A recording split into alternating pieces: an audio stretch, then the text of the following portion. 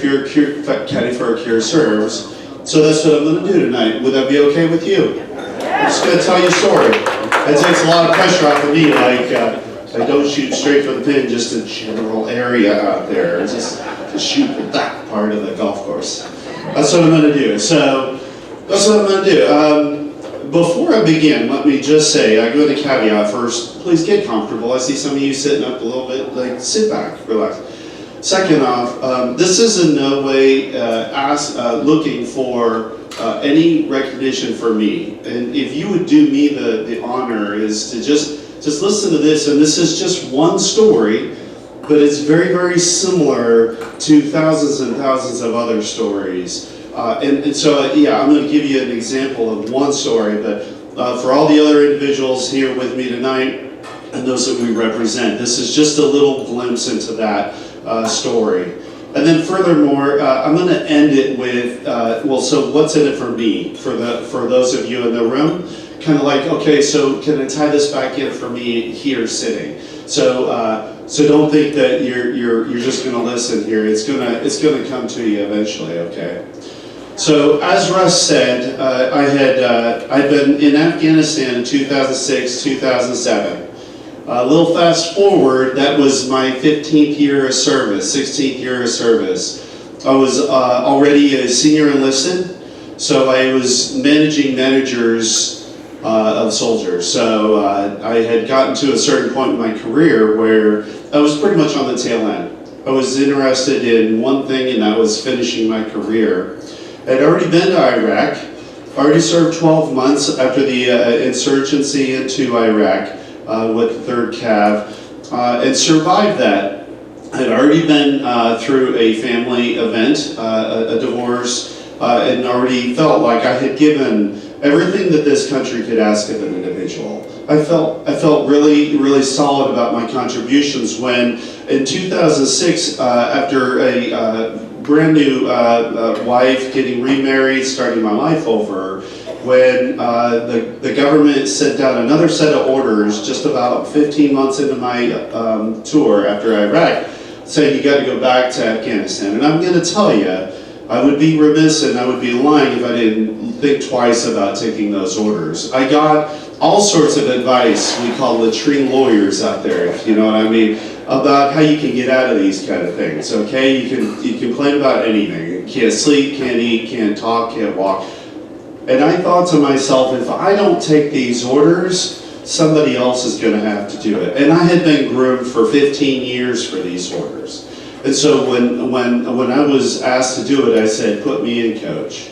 And I did. I took those orders, even though I felt like I had done everything that our country asked for. I put in 11 months in Afghanistan in 2006, mid-March, 2007, when we were on our about 330-something mission going across the city of Kabul. Now, if you weren't familiar with the war in Afghanistan at that time, it was not front page. Iraq had taken front page. But nonetheless, it was riddled with suicide bombings. See, Kabul sits on the border of Pakistan, a haven for terrorists to be paid off to come across the Jalalabad Road, across the Khyber Pass down into Afghanistan and make a splash across the front news page. And they were doing this on a day-to-day basis. Our mission every day, we'd strap on body armor from head to toe. We'd load our 9mm lock and loaded with a full combat load of 9mm rounds, our M4 carbine with a full combat load of 5.56. We'd turn on our radios, we'd get in 2 trucks, and we'd scream across the city of Kabul as fast as our wheels would carry us to avoid any contact with the enemy. We did this over and over and over again, because we had a mission to transition our power back to the Afghanistans so that they could take control of their country again. And that was our mission. We were issuing them millions and millions, if not billions of dollars of equipment so that we could get our troops out of there, and that was our mission. We did this for close to a year. I was within 30 days of going home. I had orders for a cush assignment up in the Northwest where I was just going to ride out my last 3 years. It was going to be beautiful. Brand new wife, Jeep Grand Cherokee with 4-wheel drive. I was going to take the boat out to the ocean and go skiing for the last 3 years. It was going to be a beautiful end of a career. And I was within 30 days. My bags were packed by the door. We had everything good to go. Just the last few opportunities to help transition our power back to the Afghans. We were driving down this road through the center of Kabul, where there's just a flow of traffic. Just another vehicle pulls up next to us. I had no idea it was coming. I was passenger seat right next to this vehicle on this Toyota Land Cruiser. And the guy takes a look. My driver says he looked across me. He said there's something wrong with that guy in his sworn statement for the Purple Heart. He said there was something wrong, and that was the last thing he saw as a black thing went across his face. That was my eye protection going across his face. The next recount was the trail vehicle behind us saw a plume of smoke go up in front of them, had no idea what was going on. At the speed they were traveling, they drove right through the smoke and lost sight of our vehicle because it had been blown through the median and we were facing the opposite direction on fire. They immediately turned their vehicle around and came back to pick us up, and luckily my door had been blown open and my seatbelt had been released. God, thank you, Lord, for that, because the inside of my truck was on fire and the rounds were starting to cook off. They pulled me out, amidst the fire, they pulled me out of the vehicle and the driver stumbled out of his side. They had to take cover around the side of the building to take cover from our own weapons that were cooking off inside that vehicle. They immediately looked at us, knew that we were in a bad way, threw us in the back of that second vehicle down to the nearest depot there and got us evacuated. I don't remember anything for the next 30, 45 days. All I remember is like I was in dreamland. The drugs and everything, I had no idea what happened to me. And my family had witnessed all of it, right? I came back. What had happened was that blast came in through my side of the vehicle. It basically broke my forehead and my right cheekbones and the orbital rim around my head. The whole blast really came in there. It put a piece of shrapnel through my right eye into my sinus cavity and shrapnel through my mouth, took out a number of teeth and broke my upper and lower jawbone so that it was barely hanging on. The several pieces go through my Achilles tendon and then right after that the fire came through. It caught the headliner on fire. The headliner caught my helmet liner and my helmet pads on fire, my right sleeve on fire. And thank goodness the concussion knocked me out, drew the wind out of me so I couldn't breathe. And so I ended up without any internal burns. I don't remember anything about it. I was just riding in the truck one day, and I gotta tell you, the real heroes was the family. Because I was knocked out. I gotta tell you, kind of funny. Like I have dreams. I had dreams of being on the wing of a biplane and an angel operating on me, and they had told me that the balance of good and evil rested on me surviving. So yeah, the other that's where my head was. And he's standing on the side of Mount Sinai. I just become the Pope. And and I had to make an address and I couldn't think of a single Bible verse. Now, I had dreams of racing through downtown Tokyo in a sports car. I mean, I had all sorts of dreams. I was a samurai running through the coast of Japan, you know. I had no idea what was going on. The family there every day having to sign my life away of every surgery. So for those first 45 days while I was in a coma, they constantly had to put me in for surgeries to take care of burns. They had to completely overlook my bone structure damage and put me, just to save me from infections, had to continue to put me through surgery after surgery after surgery. And as Russ said, after about 30 days in the ICU and about 2 weeks in the step-down ward, first time I remember waking up, and they were pushing me past the mirror to the bathroom when I was first realized, what was that? And I looked at myself, and there was just no reconciling. I was like, I guess I'm going to have to live with that. And what I didn't mention was that from what the family is telling me, that there was a point where I arrived in the hospital, and the doctors were telling them that there's a chance that he doesn't survive, so you need to get ready for that. And I'm sorry if I get a little choked up. This is not for me, it's for my family, because they had to be there during that event. So they obviously were prepared for the worst. They said there's a chance that he'll never talk again. There's a chance that he'll have a hard time interacting socially. There's a hard time he won't even know what social is, like should he put clothes on. I mean, will he ever have cognition? We don't know. There's been such severe damage to his brain.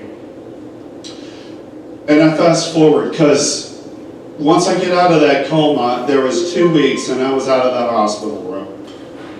And we were outpatient, because I said that there's responsibilities here. I've got 2 daughters. Today they're 24 and 21. And I realized I had to give them everything. I was responsible for them. I had a brand new wife. I had to be responsible for what I had given. And furthermore, there's an entire country out there that's waiting to see how I react to this, to see if the enemy won. And I refuse to let the enemy win, because I'm going to stand up for this opportunity.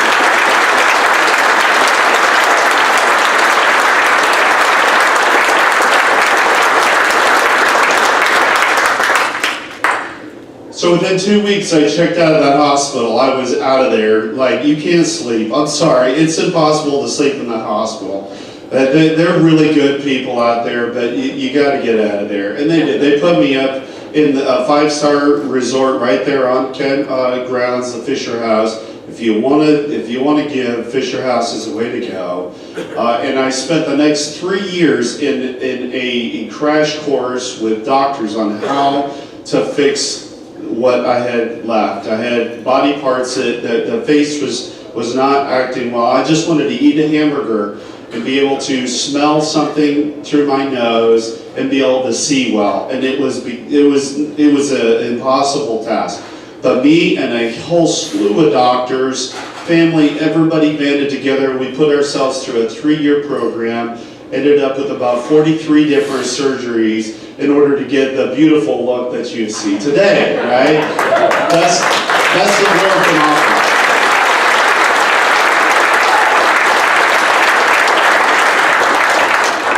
That wasn't enough. I needed to again, I had 2 daughters. I had to prove to them that when you get knocked down, you don't stay there, you get back up. And I had a doctor, he's like, I love your story. I would like to teach researchers who are trying to figure out how to treat you what to do. Would you be willing to speak to him? And he flew me all over the country. And I began what I would like to believe is a speaking career while I was still during those 3 years. I would go into a surgery and it would take me 60 days for my face to kind of settle down before we could take another stab at fixing it again. And I would do this little speaking thing, but that wasn't enough. So I started my undergraduate program, because I had put that on the back burner for 15, 16, 17 years while I was in the military. It was the only real reason I joined the military. So I began my undergraduate program, and I got several years into my undergraduate program. All the while, we're doing some crazy stuff on my face. At one point, I gotta tell you, this one surgery, we needed a good solid cheek. What did we do? We inserted breast implants under my shoulders. Yeah, no kidding. We inserted that, and we inserted them. We filled them with saline every week. We put a few cc's of saline in there every week, just so nobody would notice that I was growing boobs on my shoulders. And we did that for 6 months until they grew all loosey-goosey, if you know what I'm talking about, older ladies. So, no, did I say that? Anyways, so anyhow, we eventually we went in for surgery. They cut off my old cheeks. They took this loose skin, rotated it 90 degrees, sewed it to my chest, so I got to look like this. The plastic surgeon sold me on this because he said your golf swing will get better because you can't pick up your face. I believed him. For 30 days, I sent my face sewn to my shoulder blades for 30 days. It didn't work. I'm just telling you, it didn't work. My golf swing didn't get any better. But that's just one of many horrific stories that I went through to try to get my face as beautiful as it is. I know that's what you think when you see me. So we did that for 3 years. After 3 years, it became apparent that my career in the military was over, but I was not finished. I retired, but I was not finished. I finished my undergraduate degree for the next 8-12 months. And then I realized I needed to keep going because I had the family that was counting on me to continue to set the example. So I went back to work for a Fortune 100 company. And if you've ever worked for a Fortune 100 company, it's super competitive. I managed to get my foot in the door, and I ended up getting promoted once, and then I ended up getting a process engineering certificate. And if you've ever done that, try doing statistics on steroids. It's no fun. Getting a position as a business analyst. That was a lot of fun, telling the business how they were doing everything wrong. That just so socially, I guess I was doing okay. And then, you know, to culminate it all, I just finished an MBA as well. So.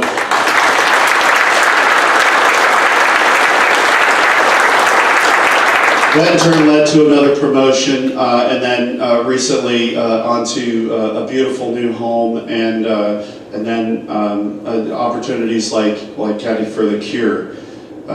So I tell you all this because I want to get to the point here. Number one, it doesn't matter what you've been through. Really, the only thing you control in life is what's between your ears. And everything else besides that, you really don't control. That's really up to the world and up to life to dictate that. So, what I'm here to tell you that, you know, it's really up to how you react to it, right? So I would say that your attitude is your decision, and what you do with that is up to you. I've made the decision to continue with my life and set an example for my daughters. And it doesn't matter what the adversity is, Fanconi anemia, combat wounded, maybe it's a relationship that hasn't gone the way you expected it. Maybe it's a career or a job that you expected to go a different way. Look, there's little difference in that. I get a lot of the folks that tell me that, you know, well, I could never go through that. I gotta tell you, you know, I went through a divorce, and that was a lot harder than what you see on my face. It is, and so please, at any point, never compare yourself to somebody else and say that you know, I could never go what they're going through. No, because it's all in the eye of the beholder. The fact of the matter is that when life knocks you down, you really got to make a decision. Life will try to tell you how to react to that, but in the end, it's up to you. It's up to you to what you do with the situation that you've been given. And if you make up your mind, I'm going to tell you, it's been my mission to set to the world, to teach the world that it's up to you on how you deal with it. And so I want everybody here to take that away, because I'm telling you, we've all been put in situations. So this isn't about me. This is about every single one of us. And there's one more point I want to say. Like, this isn't about us as individuals. I managed to accomplish quite a bit, and I'm very proud of what I was able to do. But the fact of the matter is it wasn't me that did all of that. It was a combination of a lot of support from a lot of different people that did that. And you know, I couldn't even begin to point the finger back into like where the individual was, although she's sitting right at the front table here. I couldn't possibly do that.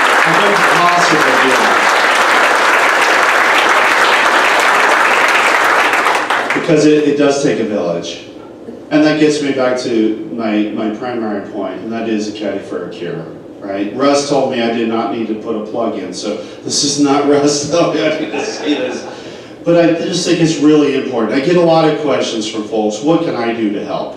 I'm going to tell you, the Department of Defense has a lot of money and a lot of real expert people that do a lot of wonderful things. But there are gaps in what the government can provide our military when they're in a situation like I am. I know that every one of these folks that are with me in this situation would tell you. There's just there's a gap, and it's not quantifiable. It's nothing you can put on a chart and say that there's a gap, but there is a gap. And that's what the community puts together. And I'm gonna tell you, Russ, Colleen, the entire Caddy For A Cure family, you're cheering it, and the rest of you that are supporting it, you're filling that gap. And so never diminish what it is that you're doing. Because I'm telling you, we and the others that are being successful in our post-military opportunities, we're a composition of what you're giving us. So never diminish anything that you're doing, whether it's a donation to a silent auction, or if it's a donation at one of the tents out there, or if it's any other number of the opportunities that I know that folks are volunteering, you're doing it. And I'm telling you, that's what makes our country strong. It makes our country strong that there's the government doing the high level stuff, but then there's the entire layer of the community doing the rest. So never quit. The fight to defend our country is never over. Even between our big conflicts or whatever, the struggles that I go through and the other wounded warriors go through, we're going to live this struggle the rest of our lives. So keep doing what you're doing. And I'm going to tell you, this country will never, ever be less strong than it is today. Thank you for your time and everything you did with it. Thank you.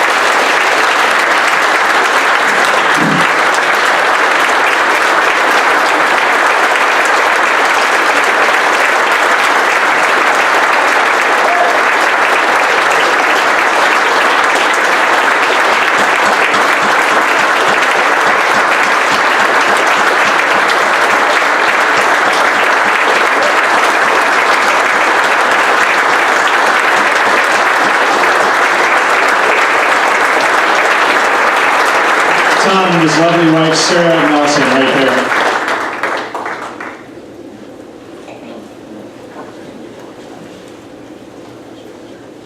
I don't know how to follow that great story. The only thing that came to me is we were at Hilton Head Island last year, and we were entertaining Juan and another warrior, and we were having lunch. We were sitting outside on the veranda, and we're having a great time. We're caddying for Luke Donald and Camilo Villegas, and they're having a great time. And Colleen came over, and she was, you got to meet this lady, you got to meet this lady, you got to meet.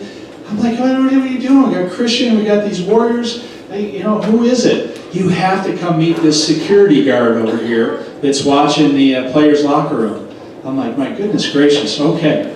So I went over there, and she said she's got a son, and he's special. Okay, we got special guys right here. What do you? Anyways, I met a lady named Wendy Miller, and Wendy gave me her number, and she said, yeah, my son's a hero. Okay, so I got home, and I found the name in my pocket, and I Googled him. Well, he is a hero. And I called him, and we had a great time, and here we are tonight. Thank you so much, Colleen. Thank you, Todd and Sarah, for coming here.